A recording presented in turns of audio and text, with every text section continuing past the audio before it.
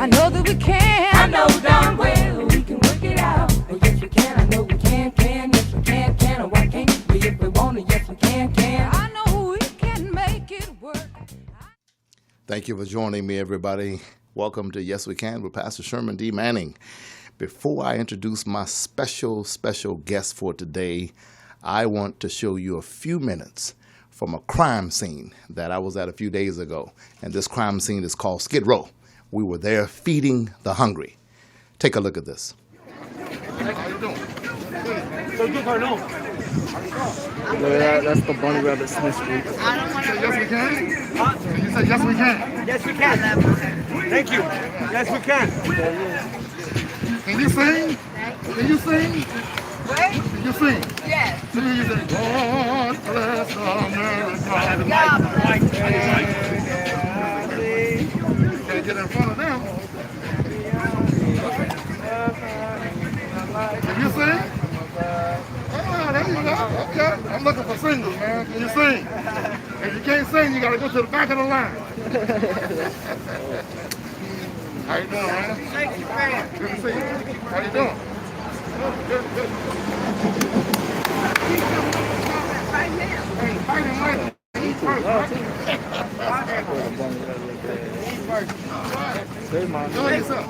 Okay.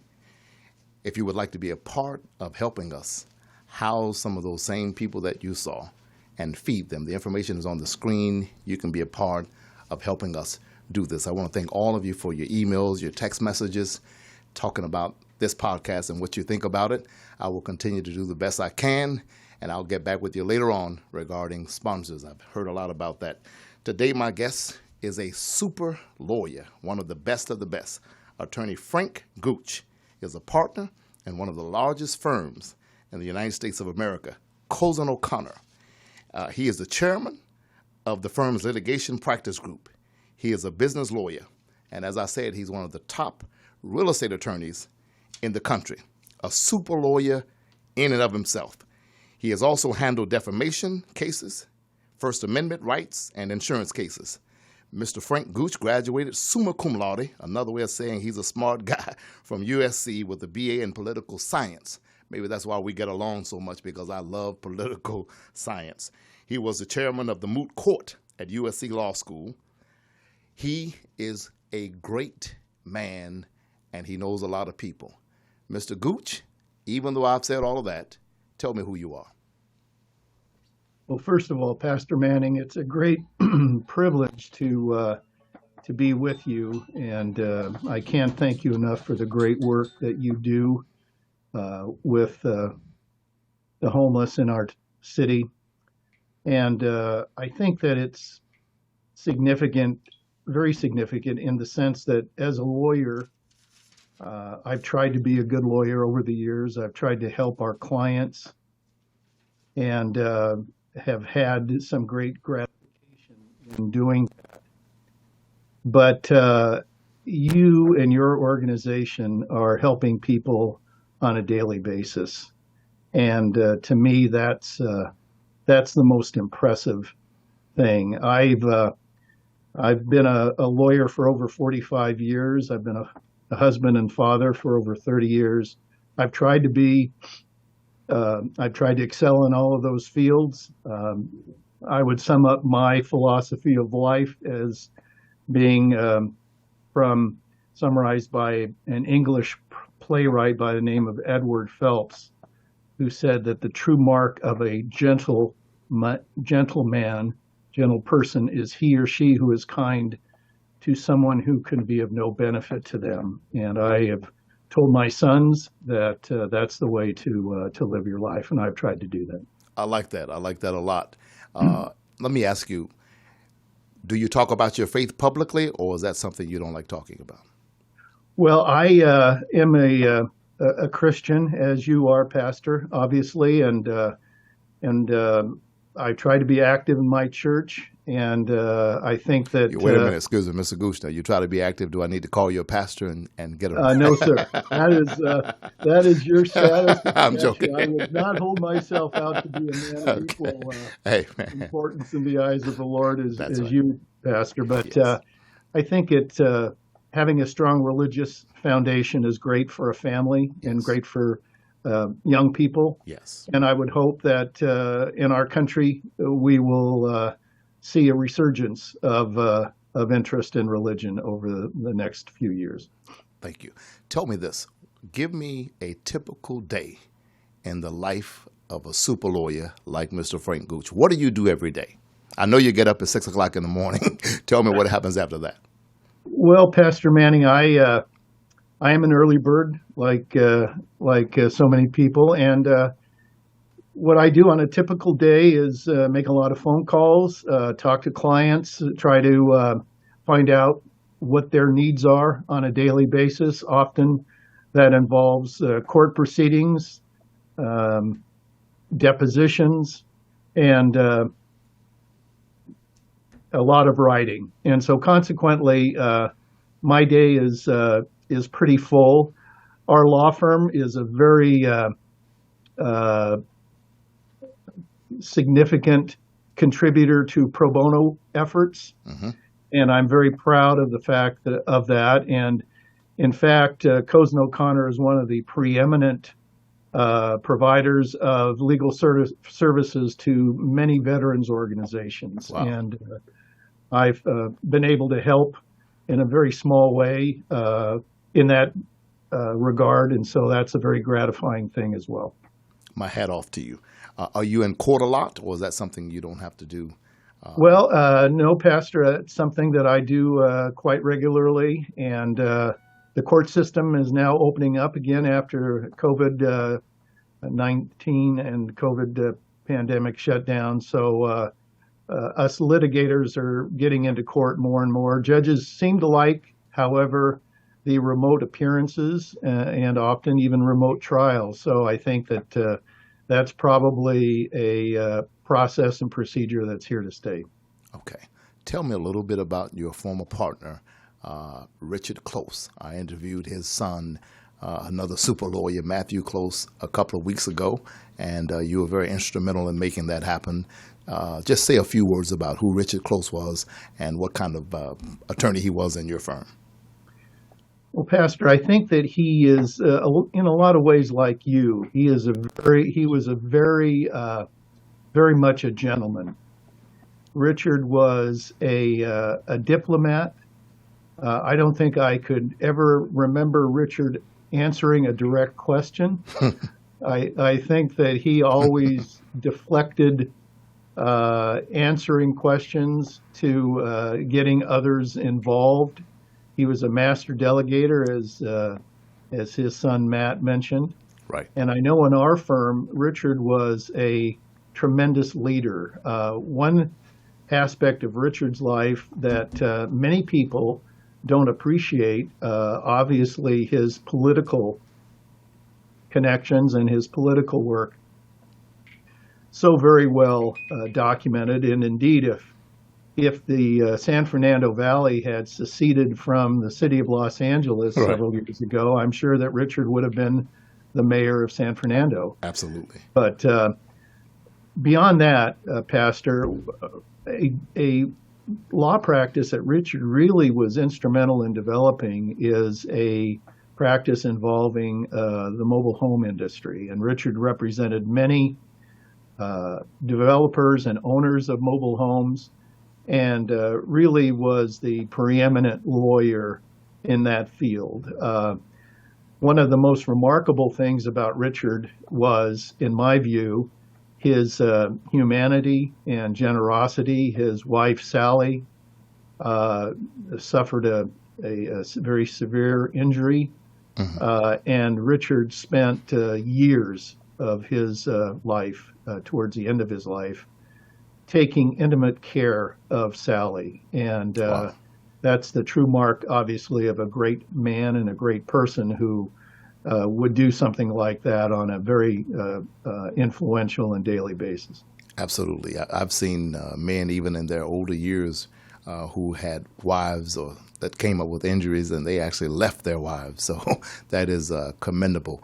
When you were a kid, Mr. Gooch, did you imagine that you would be as successful of an attorney as you've become?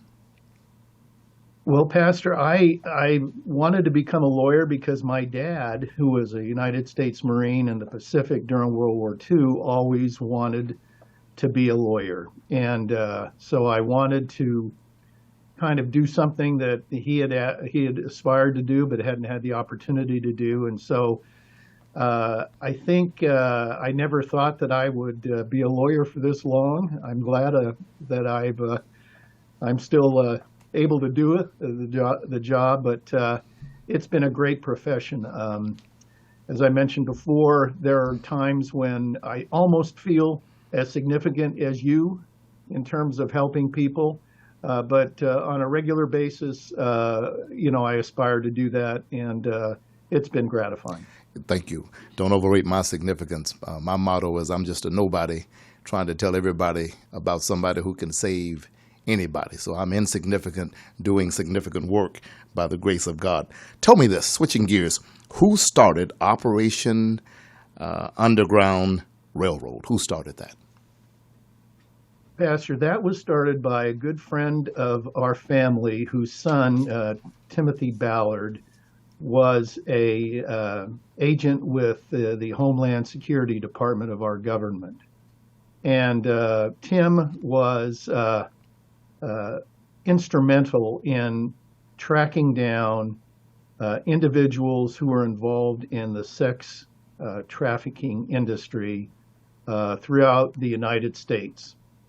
And he became frustrated when he was not able to go beyond our borders in order to track these individuals down. And so he quit his job at Homeland Security and started out this organization called Operation Underground Railroad. And it now is a worldwide organization. They have been involved in missions throughout the world where they will go into a country at the request of a community or a government, pose as individuals who would like to be involved in that kind of illicit conduct, and then in conjunction with the authorities, entice people to come into an area, into an event, and then have them arrested.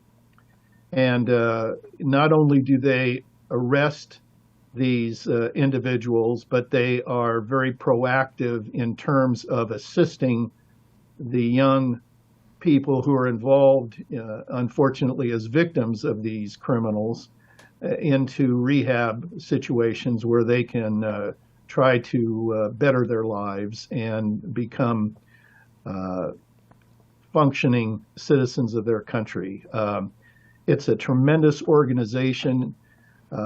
Mike Tomlin, Coach Tomlin of the Pittsburgh Steelers, has adopted, and the Steelers have adopted Operation Underground Railroad as their charity. And Tim has done tremendous work for so many people. And you've known Tim how long? I've known him since he was a young child. In fact, he was a very unique person. He wanted to be a lawyer at one time, and he asked me what it was like, similar to what you have done, Pastor, in terms of, well, what do you do as a lawyer, Frank? Mm. And I told him, well, there are times, Tim, when you can't be as forthcoming as you would typically want to be. For example, if you're trying to settle a case and you have $5,000 to settle the case, but the other side will want that entire $5,000 if you offer them at the outset, perhaps more. So sometimes you have to kind of not reveal all the information that you have about a situation. And Tim said, I'm sorry, I can't do that. And so he then went on, though, however, to pose as rich Americans who wanted to be involved in this illicit trade. So he became aware of the kind of the rules of the road. One other interesting story, Pastor, was that Tim He's a very straight-laced young man, very, very high character, very religious person. And he took a test to become an FBI agent. Mm-hmm. And the FBI said, you were a foreign spy. No one could answer these questions the way you have. You have obviously been trained as a foreign spy, and we are not going to allow you to be an FBI agent. And he enlisted the help of a United States senator and finally was able to become a FBI agent when it was determined that he was not a foreign spy. But he chose to start Operation Underground Railroad instead. Wow. Are you in contact with him now? Pretty regularly, yes, Pastor. Okay. Confession. Now, yesterday when you were trying to reach me, I try to be a very honest guy. I was actually in services, but there were times when I got out of the services that I could have returned your call. I didn't want to do so because I know you wanted to talk about what we're going to talk about today, and I don't do it that way.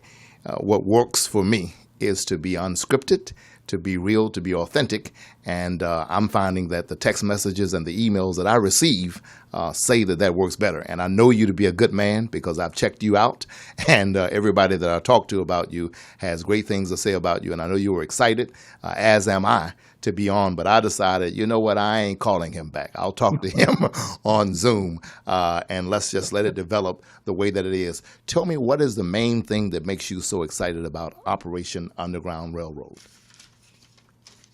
Well, Pastor, I think it's doing something like you do with the homeless community. It's doing something that will be life-changing. Mm-hmm. You know, what you do is life-changing. The small pro bono matters that have helped on have been life-changing for the veterans that I've been involved with. Mm-hmm. And with Tim on a much grander scale, Mm-hmm. His efforts are life-changing. There have been movies made of his organization. Mm-hmm. There have been thousands and thousands of children throughout the world. One of the greatest areas of his involvement has been in the country of Haiti. And he has had numerous operations in Haiti. His commitment to that country and to young children is such that he's adopted a couple of Haitian children, and they now live in the United States with him. And so I think to sum up what is most impressive to me about Tim and Operation Underground Railroad is how, excuse me, how aggressive they are in trying to root out the worst elements of our society and make a difference. Right, precisely. And I will confess also, when you emailed me regarding this organization, I was taken aback. In fact, I had chills on my spine. The hair stood up on my head, and I don't even have any hair on my head because I remembered that a few years ago, I actually saw this organization at work on 2020, and I was very, very familiar with the work that Tim and this organization had done and does. And so I was very, very it was surreal to know that you were somehow affiliated. Do you happen to know how Mike Tomlin of the Pittsburgh Steelers became involved with this organization? Any clue? Well, Pastor, I have a very good friend and colleague of mine here at our law firm, Howard Macon, and Howard and Coach Tomlin played football together at William and Mary University. And if you hear Howard talk about their football days, of course, Howard was the star offensive lineman, and Mike Tomlin was kind of an afterthought as a wide receiver. Okay. Didn't quite turn out that way in the eyes of most professional football fans. Okay. But I think Coach Tomlin, on his own initiative, Pastor, was impressed and found out about the organization. And I know he's traveled across the country. He was here in Orange County several years ago at an OUR event.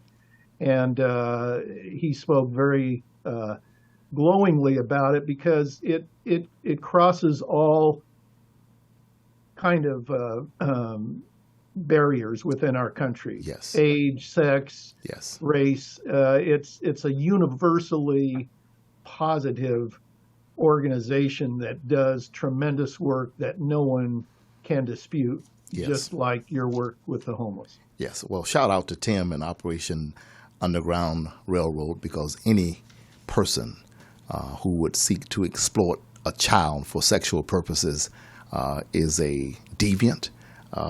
What they're doing is evil. It needs to be punished severely, and this person needs to get some kind of psychological help. And more importantly, we need to take care of the children that this has happened to, because many children are still suffering today from things, Mr. Gooch, as you may know, that happened to them 10 or 15 years ago. A child's life is never the same when some sick adult decides to take advantage of them. So we salute them. And if Tim happens to see this, please keep up the great work. When you take care of God's children, you're taking care of Jesus himself. He said, I was hungry, you fed me not. I was in prison, you visited me not. Inasmuch as you've done it unto the least of these, you're doing it unto me. And so I just want to salute them for that. Mr. Gooch, all of us have to leave this earth. Richard Close just left us recently. I can think of so many guys that I went to high school with, and I'm only 48 years old, who are now gone. Some of them I preached their funerals. And so sometimes it gets on my mind, and I realize that all of us have to leave here. So I want to ask you, if you were leaving this earth tomorrow, what would you want people to remember about Frank Gooch? Tell me really who you are. Not just you. I know you are a lawyer. I know what you do for a living, but what you do and who you are are two different things. What do you want to leave us with on the planet?